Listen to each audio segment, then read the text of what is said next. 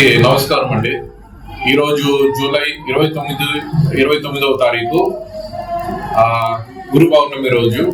ఈరోజు ఎల్బిఐ కట్టమంచి ఎల్బిఐ సాయి కృప అపార్ట్మెంట్స్ నందు మన సాయిబాబా గుడి నందు పూజలు స్టార్ట్ అయింది. మార్నింగ్ నిన్నంతా అలంకరణ అన్ని జరిగింది.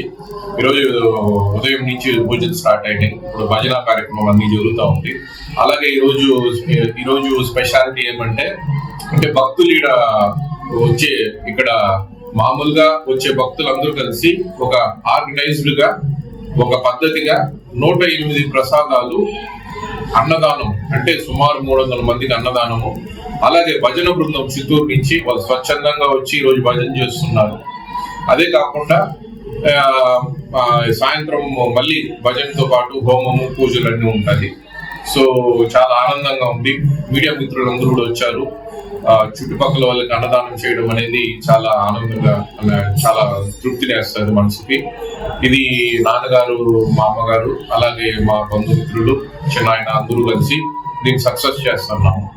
ఈ గుడి ప్రత్యేకత ఏమంటే, ఈ ఎల్బిఐ సాయి కృప అపార్ట్మెంట్ సాయిబాబా గుడి ప్రత్యేకత ఏమంటే, ఇక్కడ ప్రతి గురువారం 200 మందికి ప్రతి గురువారం మధ్యాహ్నము 3 ప్రసాదాలతో పాటు అన్నదానం జరుగుతుంది.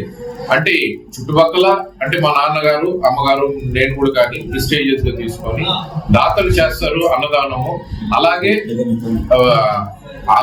కొన్ని అంటే దాతలు రానప్పుడు ప్రతి గురువారము మేము మా సొంత ట్రస్ట్ ద్వారా దీన్ని 200 మందికి ప్రతి గురువారము మేము అన్నదానం చేయడం జరుగుతుంది. అలాగే ఇంకొక మేము గుడి కట్టింది వచ్చి 2014లో కనుక సుమారు ఇప్పటికి 12 సంవత్సరాలుగా ప్రతి గురువారము 200 మందికి, అది ఏ పరిస్థితుల్లోనూ అన్నదానం జరుగుతుంది. సో ఇది ఒకటి ప్రత్యేకత.